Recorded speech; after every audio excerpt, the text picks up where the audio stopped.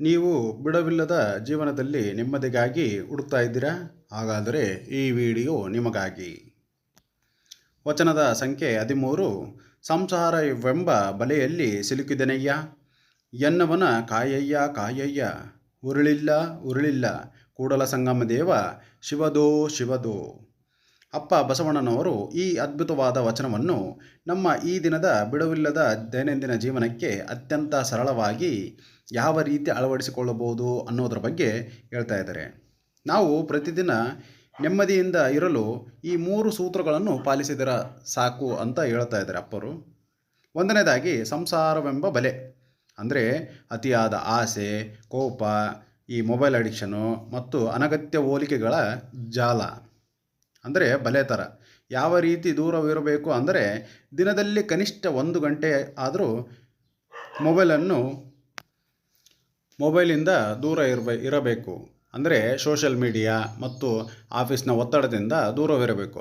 ಆ ಸಮಯವನ್ನು ನಮ್ಮ ಕುಟುಂಬ ಮತ್ತು ಮಕ್ಕಳೊಂದಿಗೆ ಕಾಲ ಕಳೆಯಬೇಕು. ಎರಡನೇದಾಗಿ ಉರುಳಿಲ್ಲ ಉರುಳಿಲ್ಲ, ಅಂದರೆ ಈ ಭೌತಿಕ ವಸ್ತುಗಳು ಅಥವಾ ಹಣದಿಂದ ಸಿಗುವ ಸುಖ ಕೇವಲ ತಾತ್ಕಾಲಿಕ. ಇದರಲ್ಲಿ ಶಾಶ್ವತ ನೆಮ್ಮದಿ ಇರೋದೇ ಇಲ್ಲ. ತೃಪ್ತಿ ಪಡುವ ಭಾವನೆ ಅಂದರೆ ಮತ್ತೊಬ್ಬರ ಕಾರು, ಮನೆ ಅಥವಾ ಸಂಬಳವನ್ನು ನೋಡಿ ನಿಮ್ಮ ಜೀವನವನ್ನು ಹೋಲಿಸಿಕೊಳ್ಳಬಾರದು. ಇಂದಿನ ಊಟಕ್ಕೆ ಕೊನೆಯೇ ಇಲ್ಲ, ಅದರಲ್ಲಿ ಉರುಳಿಲ್ಲ ಅಂತ ಇದರ ಅರ್ಥ. ನಿಮ್ಮ ಹತ್ತಿರ ಇರುವುದರಲ್ಲಿ ಸಂತೋಷ ಪಡುವುದನ್ನು ಅಭ್ಯಾಸ ಮಾಡಿಕೊಳ್ಳಬೇಕು. ಇನ್ನು ಮೂರನೇದಾಗಿ ಶಿವದೋ ಶಿವದೋ, ಅಂದರೆ ಅಹಂಕಾರವನ್ನು ಬಿಟ್ಟು ನನ್ನ ತಪ್ಪುಗಳನ್ನು ತಿದ್ದಿ ಕಾಪಾಡಪ್ಪ ಪರಮಾತ್ಮ ಅಂತ ದೇವರಿಗೆ ಶರಣಾಗತಿ ಹೊಂದುವುದು. ಅಂದರೆ ನಮ್ಮ ಮನಸ್ಸನ್ನು ಹಗುರಗೊಳಿಸಬೇಕು ಅಂತ ಅರ್ಥ.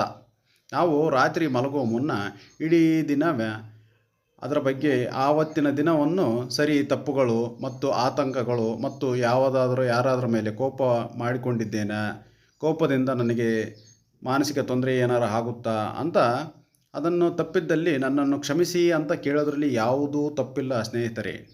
ಸರಿಯಾದ ದಾರಿಯಲ್ಲಿ ಕೈ ಹಿಡಿದು ಕರೆದುಕೊಂಡು ನೀನೇ ನಡೆಸಪ್ಪ ಪರಮಾತ್ಮ ಅಂತ ಭಗವಂತನಿಗೆ ಮೊರೆ ಹೋಗಬೇಕು. ಆಗ ನಮಗೆ ಪ್ರಶಾಂತತೆವಾದ ಒಂದು ನಿದ್ದೆ ಬರುತ್ತೆ.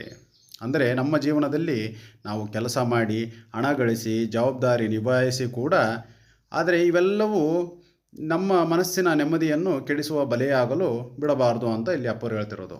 ಇಲ್ಲಿಗೆ ಈ ವಚನದ ನಿರ್ವಚನ ಕಾರ್ಯಕ್ರಮ ಮುಕ್ತಾಯಗೊಳಿಸೋಣ. ಶರಣ ಬಾಂಧವರೇ, ಎಲ್ಲರಿಗೂ ಭಕ್ತಿಯ ಶರಣು ಶರಣಾರ್ಥಿಗಳು.